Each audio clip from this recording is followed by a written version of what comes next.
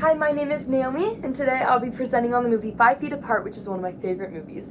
The movie starts by introducing a character named Stella Grant. She is a teenager in and out of the hospital constantly with a disease called cystic fibrosis, which causes a lot of inflammation and infections within her lungs. And she is in need of a lung infection throughout the majority of the movie. Because of the trauma that she's gone through and realizing how life-threatening her disease is, she's very on top of her routine, and she does have OCD, which is obsessive compulsive disorder, which I'll get into a little bit later when I analyze the psychological perspective of that. Will Newman is the other main character that gets introduced in the movie, and he's very opposite of Stella. He's kind of like, maybe I'll take my meds today, maybe I won't, I don't really care, I just want to live life to the fullest. One of his most famous quotes is, if I'm going to die, I'd like to actually live first. That's a huge thing. And she's just like, how can you think that way? Like, we need to make sure we can live as long as possible to honor people who aren't able to live as long as us. So they both have cystic fibrosis, and because of this, the two of them, Stella and Will, have to stay 6 feet apart at all times, which is really unfortunate because they do end up falling in love, and they have to decide, is physical intimacy more important than living as long as we can? Like, how do we do this? Because Stella is huge on physical touch and that physical intimacy. And so because Will really opens her eyes, Stella ends up stealing 1 foot from cystic fibrosis. In her words, because cystic fibrosis took so much from her in her life, she's like, instead of staying 6 feet, we're going to stay 5 feet.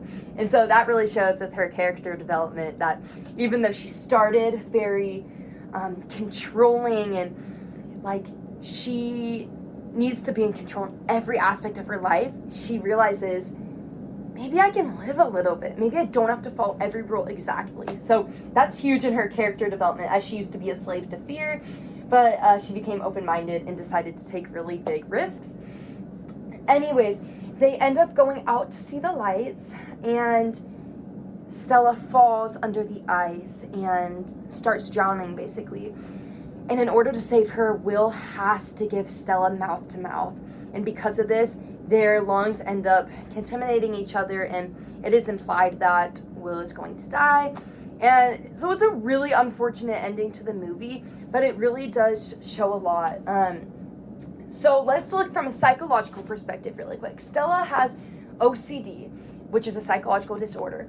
It's a common chronic disorder where one has very uncontrollable recurring thoughts, which are obsessions, and they have behaviors which are called compulsions that they feel like they need to act out on in order to better their future. Like, for instance, if I tap this table twice, I won't get sick later, or if I don't tap this table, I am gonna get sick later tonight.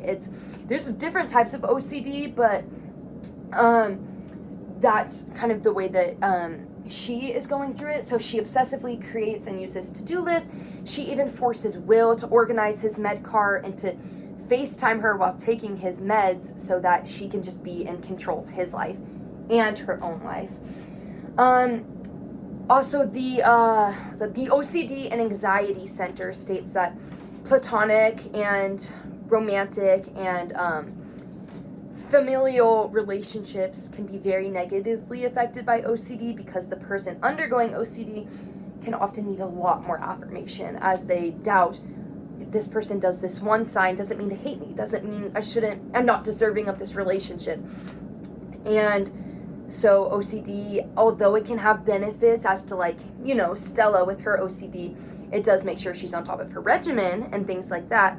It's very detrimental to her relationship, like with her family and with Will, because there's that control.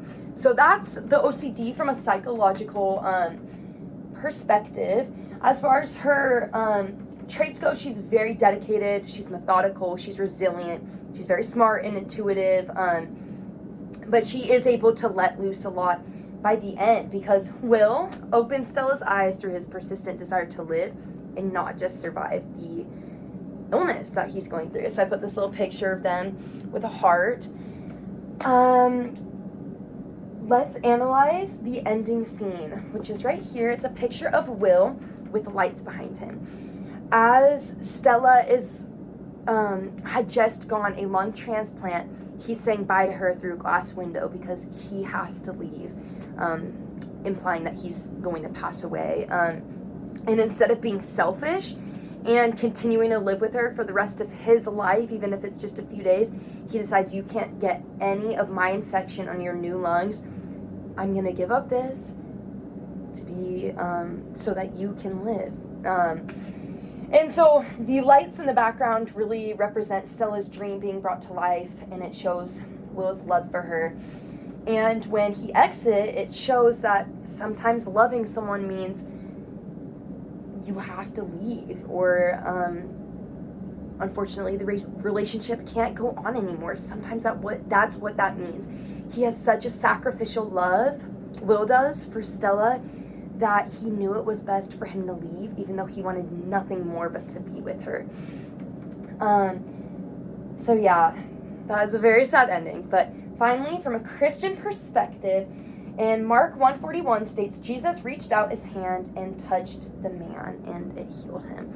This shows that Jesus is the only healing power, and that we need to rely on Christ. And even though physically we are not going to be healed, we have the freedom of being spiritually healed because Christ died for us and gave us that opportunity to eternal life.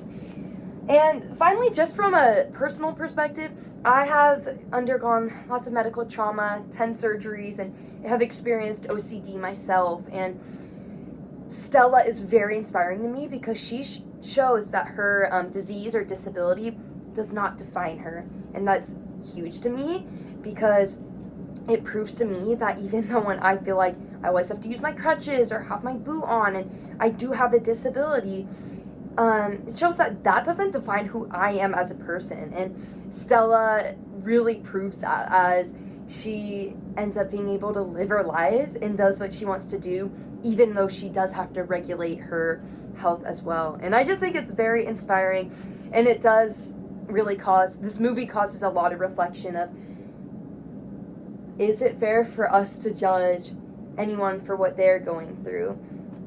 Because we don't really ever know. We might see Stella as, oh, like, what a control freak, this is crazy, but we have to understand the things that she's going through and how it's led her to become that way. So overall, this movie is very inspiring. I definitely recommend watching it. There's a lot of psychological and relational depth to it, and it's just one of my favorites. So thank you so much for listening to my presentation about 5 Feet Apart.